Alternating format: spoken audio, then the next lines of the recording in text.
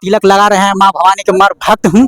तिलक आपको वो लगा है? वो लगाए और हम भी लगाए। तो आप जाइए विजय भवा। परमात्मा का इच्छा है, महादेव की इच्छा है, मेहनत करते रहें और उनको अवश्य सफलता मिलेगा।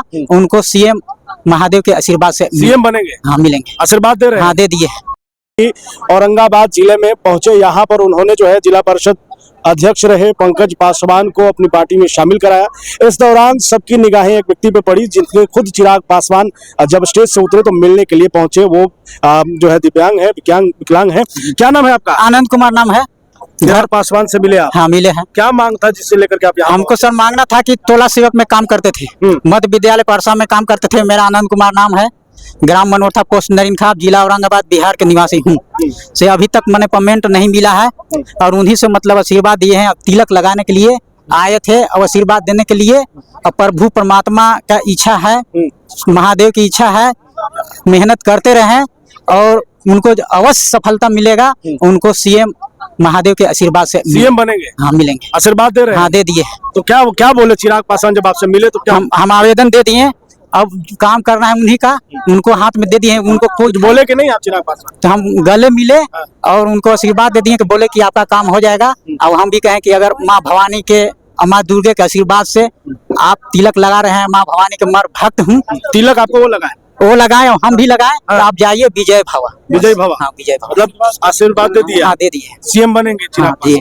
हम लोग के सहयोग से। चलिए, तो ये जो है यहाँ पर चिराग पासवान जो है वो अपने समर्थकों से मिले और समर्थकों की जो समस्या है उसे लेकर के उन्होंने साफ तौर पे कर दिया कि आपकी जो मांग है उसे पूरा करेंगे। और उन्हें देखिए इस हजारों के संख्या में यहाँ पर उनके समर्थक पहुंचे हैं। चिराग पासवान हेलीकॉप्टर के माध्यम से यहाँ पर आए हुए थे और अब जो है चिराग पासवान ने जनता को संबोधित भी किया है। क्या कुछ कहा है वो भी हम आपको दिखाने वाले हैं। झारखंड और महाराष्ट्र के चुनाव, आज हम लोग दिल्ली के चुनाव की तैयारी कर रहे हैं, उसके बाद बिहार के चुनाव, फिर असम के चुनाव। ऐसे में मॉरल कोड ऑफ कंडक्ट लगने से भी विकास की परियोजनाओं में की गति रुकती है।